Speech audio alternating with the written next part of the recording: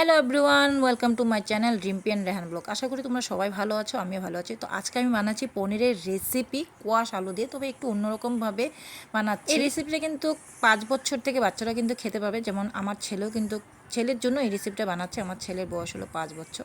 তো দেখো চলো কীভাবে বানাই, চলো শুরু করি। তো তোমরা দেখতেই পেরেছো যে কোয়াশ আলু প্রথমে ভেজে নিয়েছি, টুমটুম করে কেটে রাখা পনিরগুলোকেও ভেজে নিয়ে, তারপর সেই তেলের মধ্যে জিরে ফোড়ন, কোচানো আদা, টমেটো দিয়ে, তেজপাতা দিয়ে ভালো করে একটু সময় নাড়াচাড়া করে তার মধ্যে হলুদের গুঁড়ো, জিরের গুঁড়ো, কাশ্মীর লঙ্কার গুঁড়ো, স্বাদ মতো লবণ আর সামান্য চিনি দিয়ে ভালো করে মিশিয়ে নিয়েছি।